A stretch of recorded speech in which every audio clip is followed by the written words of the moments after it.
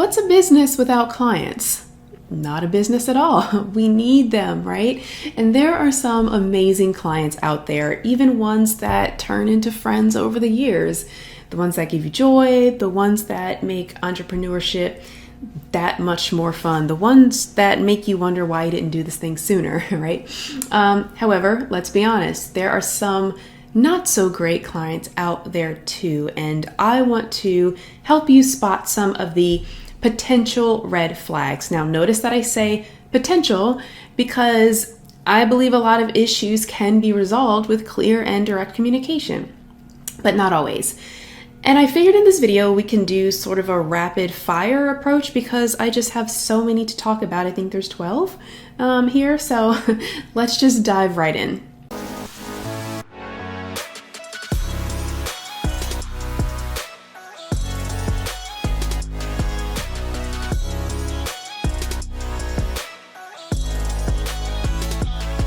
First red flag, not following your process. You created your process for a reason. If you require prospects to complete a questionnaire with information that you'll need to qualify them as a good client, for example, and they bulk against that process, they don't want to fill out the questionnaire.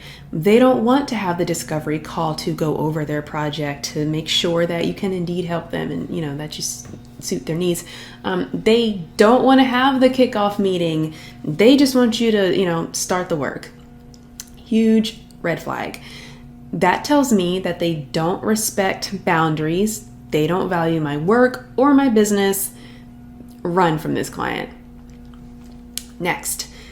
They want you to work for free. We talk about this all of the time on this channel and in the Global Grant Writers Collective. It's an epidemic. The entire process of grant writing, from meetings to plan your strategy and gather information, the grant research process, reviewing 990s and other documentation, funder outreach, meetings to present your findings, writing the actual proposal, gathering letters of support and other ancillary documents. I can go on and on. All of that requires time and expertise. So why would someone expect all of that for free? They shouldn't, and it's a huge red flag. Sorry, not sorry on this one. Moving on. They're always in a rush or they need a quick turnaround. I had a client like this, and everything was an emergency that really wasn't an emergency, And one, it's completely unreasonable for anyone to consistently rush your work. But what I realized is this client would procrastinate on their end and then rush me on my end. And this can cause you to make mistakes as a freelancer, or things just tend to get very unpleasant very fast. And after having multiple conversations about it, they just couldn't change. It was just kind of ingrained in them and how they went about their work. So if you encounter this a lot, it's okay to walk away. Next, they've worked with a million other grant writers. If a client says this, always ask why. To me, it's a red flag if the answer is always something like, they never won any grants for me, or we just didn't see eye to eye, something like that. If you worked with multiple, and I'm talking about a lot here, not just like two, if you worked with multiple grant writers and nothing ever worked out, it might be unreasonable expectations on the client's end, or they're not ready for grants, they don't have a strong program. Something is off. And you may want to dig a little bit deeper there to find out why, or just walk away. Next, always trying to negotiate your price down, especially without concessions on their end. No way. You can explain that your rates are non-negotiable and that they're based on the value and experience that you provide. Ultimately, though, they're looking for a bargain, the cheapest option, and you don't want any parts of that. Next, insisting on an hourly rate. I don't have an hourly rate. All of my rates were project-based, and when a prospect would insist on an hourly rate, I found that they're likely, shopping around for the cheapest options. Sometimes they end up paying more than like way more, because the hourly person may take longer to do the work than, you know, a more experienced project-based grant writer. So it doesn't really make any sense because they don't know how long it takes. So, I mean, some education may be required here, but just something to look out for. Next, they insist on their contract. This isn't always a red flag. It really depends on the client. For some government organizations, it's either their contract or bust, you know. But once I had a prospect that insisted that I use their contract, which was a very basic, like it looked like a template that they found online for free. And my contract was drafted by an attorney who put very specific grant language and parameters into it, and it was very expensive. So obviously I'm not going to do away with my contract to sign a template that they likely found online for free. And it got to the point where I had to walk away because I would be putting myself at risk for a lot had I just signed that client's template. So know the hills that you are going to die on. For me, my contract was a hill I was willing to die on, and walk away. Next, expect you to be available all the time. The client expects you to be available all the time. Now, just because they're paying you for a service does not mean that they own all of your time.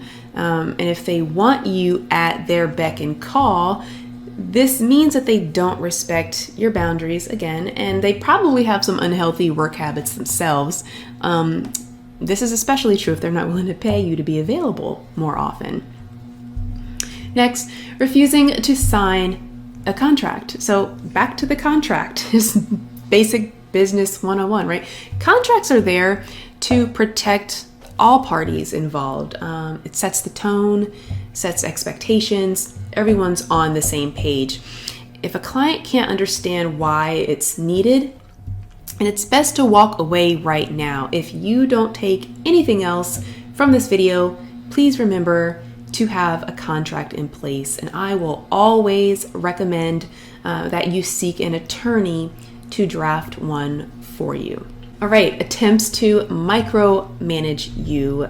Sometimes this happens because clients are getting pressure from their boss, or they may have control or trust issues, or something is unclear for them, and instead of having a conversation to get clarity around that, they try to micromanage it, which I guess is a form of control.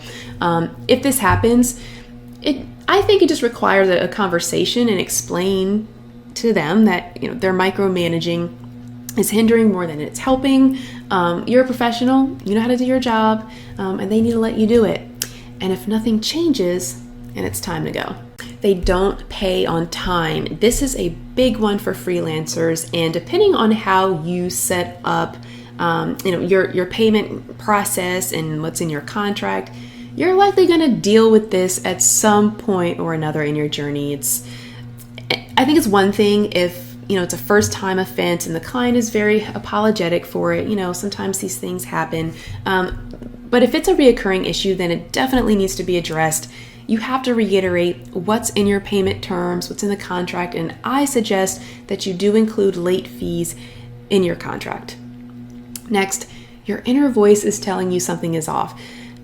Not to get all woo-woo on you, but I don't know how else to explain this other than to listen to your gut, listen to your intuition. Sometimes the red flags aren't so clear and in your face, but you just know something's not quite right.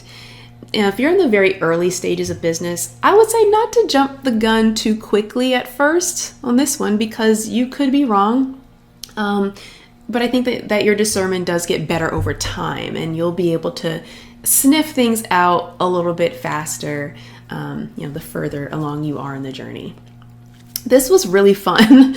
I would love to hear from all of you. What red flags did I miss? I couldn't possibly have talked about them all. So let's help each other out in the comments. What are some other potential client red flags? We'd love to hear from you. Don't forget to subscribe to the Learn Grant Writing channel for all things grant writing and freelancing as a grant writer. Also, hit that notification bell so that you can be made aware when new videos drop. I hope this video was fun and helpful for you, and we will see you in the next video. Thanks so much for watching.